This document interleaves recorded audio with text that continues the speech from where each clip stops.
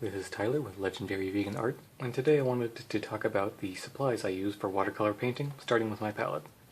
So this is just a simple folding watercolor palette. The exact brand I don't remember, but lots of people sell these that are very similar, and it doesn't really matter what kind you get as long as it has enough wells for your paint. This one has more than I use, and that it has enough mixing area. I tend not to close this up and carry it too much because paints take a while to dry and they can drip around and get places you don't want them to go. Also, I just work at home most of the time. So I have my standard colors across the right side and my earth colors at the top. And I'm going to go through these one by one, talking about why I've chosen each of these colors and why they have a place on my palette. So down here at the bottom we have Fela Blue, which is a great, very high strength, very cool blue. It tends towards green and makes very good bright greens in mixes. Some people don't like it because it tends towards unnatural looking greens, but sometimes you want a very fake, sort of bright acid green, kind of like this. It is a staining color, so it's hard to lift once you get it down. Also, it'll even stain the white of the palette if you get a lot of it. A more down-to-earth, a more normal-looking greenish-hued blue is Prussian Blue. It has a very dark mass tone. It was a very beautiful color that I think actually I heard once that it doesn't show up properly on computer screens. You have to sort of see it in person. I don't know how true that is, but it's an awesome story. Anyway, like I said, it's a very dark, greenish toned blue.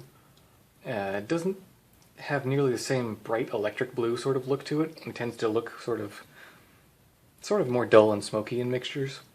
And above that I have my first warm blue, which is Indanthrone Blue.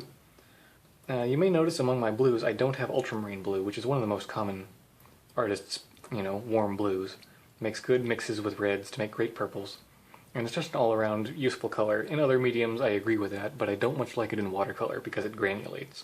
So the kind of work I do tends towards being very precise, and I just don't really like granulating colors. That just means they dry with a sort of crackling effect. You'll see it a little bit here.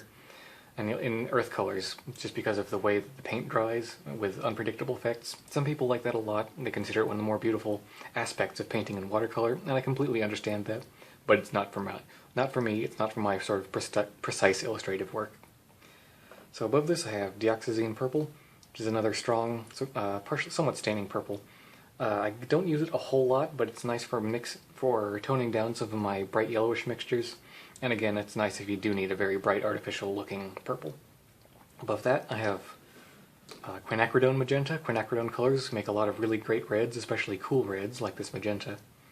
It's very good for mixing purples if you don't feel like using this dioxazine, and for mixing a wide variety of cool reds and bright pinks.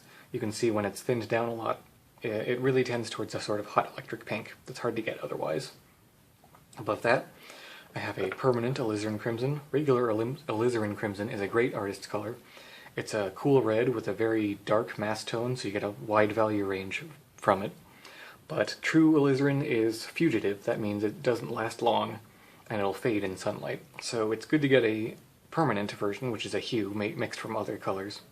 And I like that in theory, but this one I don't love too much because it actually granulates a lot more than I expected it to. So next up is my warm red. This is just a cadmium deep red hue. It looks much brighter and warmer, leaning more towards orange. Over that I have Hansa Yellow Medium, which is a sort of warm yellow, again leaning more towards orange. I have the warm and cool color sort of leaning towards each other, so the cool purplish reds and the warm purplish blues are on the same side. The warm orangish yellows and the warm orangish reds are on the same side. That's just how I like to organize my palette, so it makes sense. I'm a bit of a neat freak in that regard. Then I have my lemon yellow. For a long time this was the only yellow I used, and I still like it, and I still haven't gotten the chance to use this yellow medium a lot. It's just something I felt like I should have around because some of my oranges have been a little lacking in oomph. But for a long time this lemon yellow was a really good, primary yellow. It mixes cleanly in both directions. Again, maybe lacking a little bit in the warm mixes, but great for greens, great for skin tones. You'll notice that these two are Cotman, which is a bit of a lower, sort of mid-grade between students and artist grades paint. And for a while they've been working, but I feel like they sort of get lost in mixtures, they get overpowered, so I will be replacing those soon. After the lemon yellow, I have Fela Green. Again, this is a bright phthalo color, which is very staining, very artificial looking, and it's good for toning down reds, especially alizarin crimson. This is a bright cool green, this is a strong cool red, and when you mix these together, or honestly either of these, you'll really tone down the brightness of the red when you don't want it to look quite so shockingly bright or shockingly strong. Up here I have carbon black. I don't use this a whole lot, but it's useful sometimes when I really want a dark jet black. Normally people will tell you that you can mix a really good black with a orange color or an orangish earth tone and a blue, which I do up here, and you can, it's true you can do that, but it's hard to get it really super dark.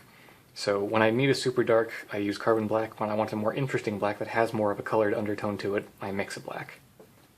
Up here I have my earth tones, raw umber. This is a brown that's the most yellow leaning.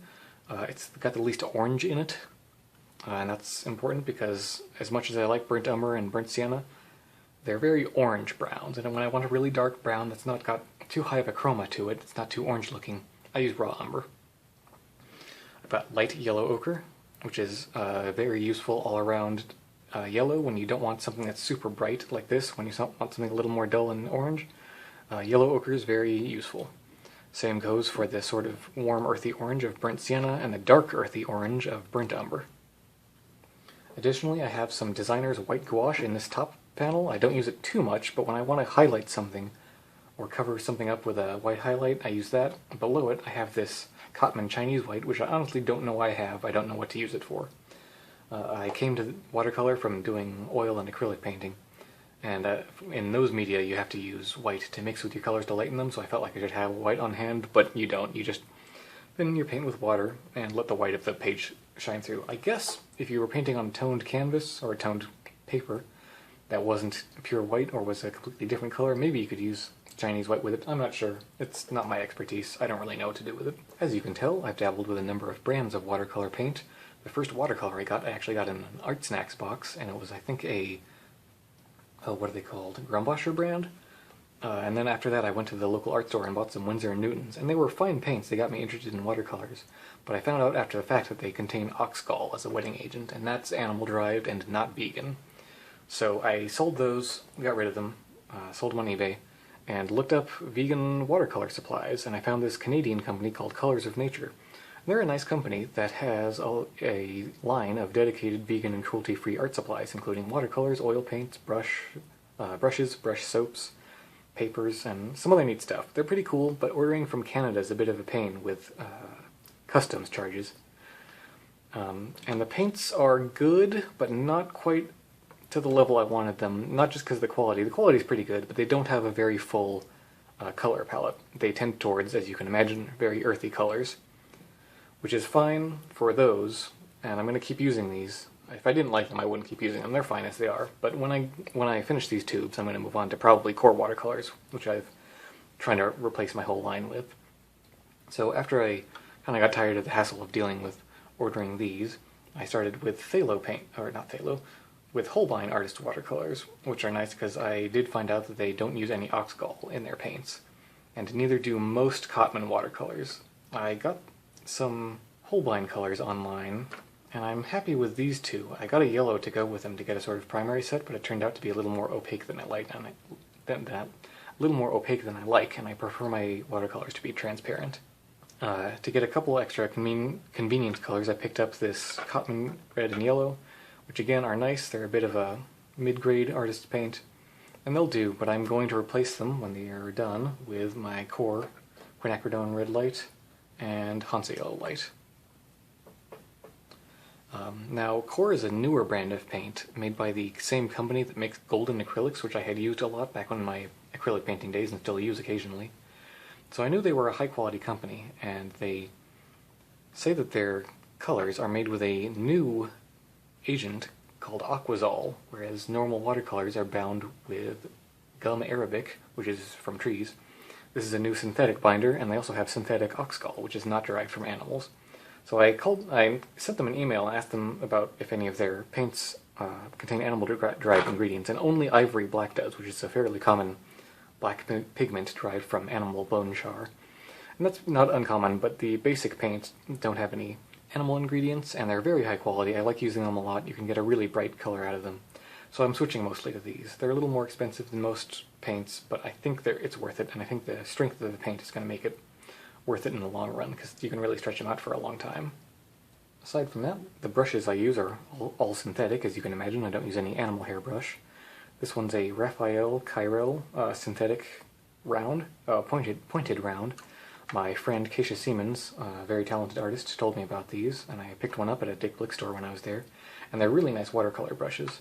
They hold a good amount of water, and they're very, very springy, without feeling too stiff. Additionally, I looked into the Raphael Soft Aqua line of quill brushes. They have other shapes, but I really like these quills. I put a little gummy stuff here to make a little grip, because this one's very thin. I have a small one and a large one. And these are just really soft, big quill brushes that are really great for laying in large, even areas of color. I picked up some of these Premier Amethyst brushes from AC Moore with the intent of having something a little firmer so I could use it for scrubbing and lifting paint, but they're not quite as firm as I ended up needing, so I may reuse these for other things, but I don't use these all that much anymore. I also have a Cotman brand rigger, which is just a lining brush. They call it rigger because it was used to paint riggings in old nautical paintings. I bust this one out once in a blue moon when I need a really fine point or to draw a really small line. Otherwise I use these two brushes for almost everything and this one for my fills. And that's just about all of my everyday watercolor supplies. I hope you enjoyed this video. If you have any questions, comments, or even recommendations, let me know in the comments below. Give this video a thumbs up if you like it, and consider subscribing to keep up with my painting activities. And until next video, hope you keep it vegan. Bye guys.